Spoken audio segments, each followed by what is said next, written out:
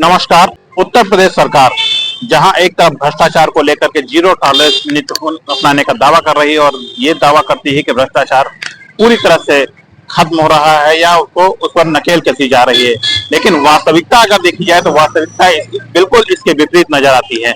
हम खड़े हैं रायबरेली जनपद के लोक निर्माण विभाग के कार्यालय के बाहर, जहां पर हम आपको भ्रष्टाचार का एक ऐसा मामला सामने आया है जिसे अवगत कराएंगे, जो एक बहुत बड़ा घोटाला है।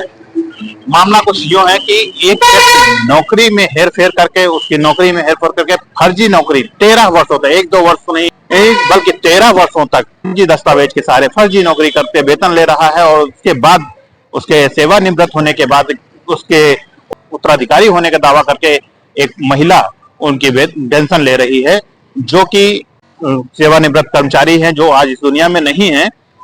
स्वर्गीय अवधेश कुमार जी, उनके पुत्र का कहना है कि ये महिला हमारी माता नहीं है, उनके ना ये उनकी उत्तराधिकारी हैं।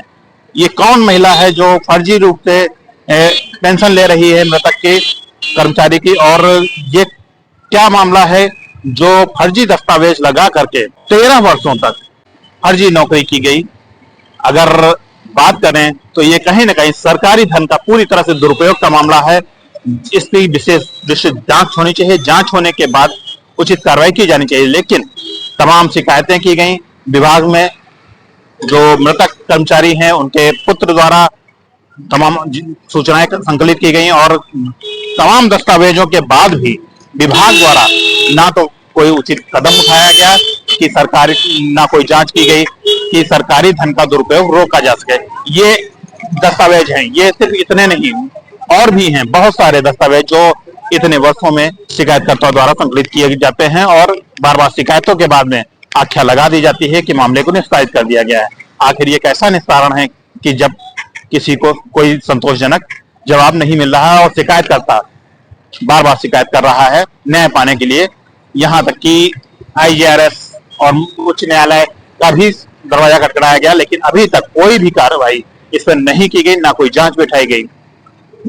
मामला दरअसल कुछ यूं है कि जो कर्मचारी हैं, सेवानिवृत्त कर्मचारी जो आज नहीं है, स्वर्गीय अवधेश कुमार, जो मूल जन्म तिथि है उनकी वो 1949 की है, जो समस्त प्रमाण शिकायतकर्ता के पास उपलब्ध हैं।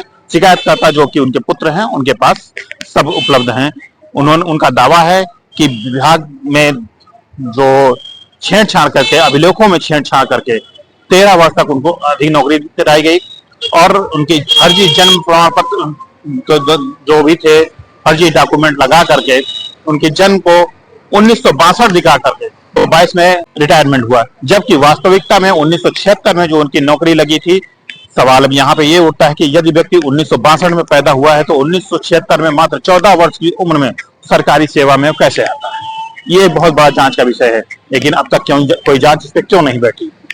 दूसरा मुद्दा, अगर 1949 में जो व्यक्ति जन्म हुआ है 1976 में उसकी नौकरी लगती है और नौकरी लगने के बाद उसकी जो रिटायरमेंट होना चाहिए, सेवानिवृत्ति होनी चाहिए, वो 60 वर्ष की आयु अर्थात 2009 में हो जानी चाहिए, जबकि उसी 2009 के बीच में अभिलेखों में हेरफेर किए जाने का संदेह उत्पन्न होता है, क्योंकि जो विभाग द्वारा आख्या लगाई गई है, आख्या में एक जगह पर लिखा हुआ है कि 2009 में जो नॉमिनेशन होता है उत्तराधिकारों का, उसका अपडेट कराया गया है।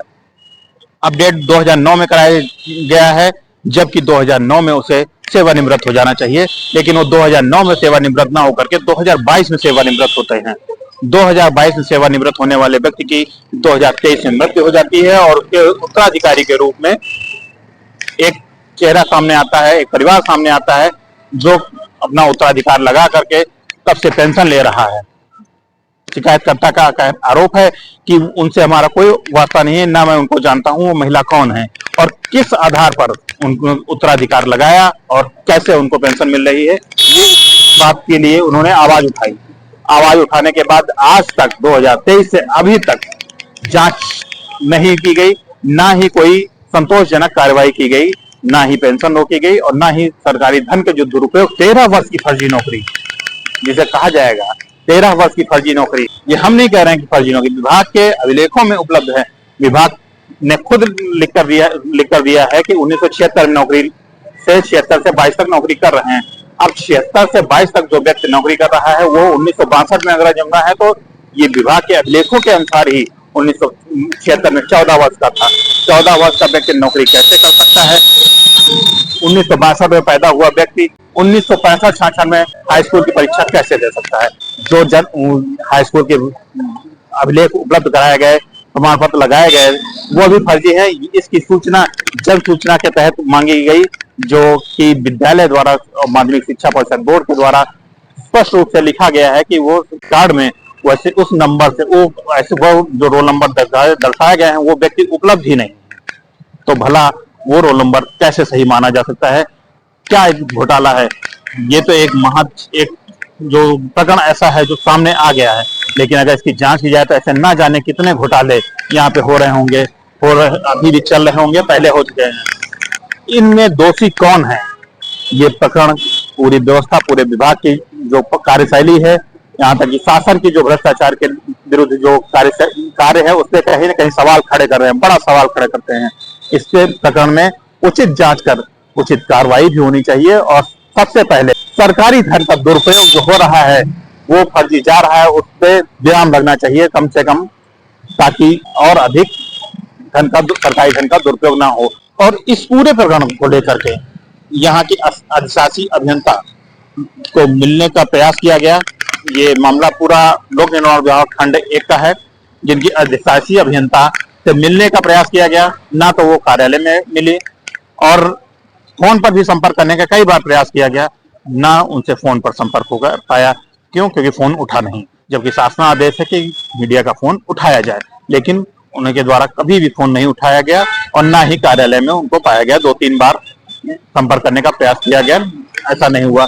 फिलहाल मामला सभी अधिकारियों के संज्ञान में, क्योंकि ये दस्तावेज जो हमारे हाथ में है ये शासन तक गए हैं, शासन न्यायालय तक गए हैं, सबके संज्ञान में है। इस प्रकरण की उचित जांच होनी चाहिए, उचित कार्रवाई होनी चाहिए और दोषियों को उचित दंड भी मिलना चाहिए, ताकि भविष्य में इस प्रकार की घटना ना हो और सरकारी धन का दुरुपयोग बने रही। हमारे साथ देखते रहिए विकास।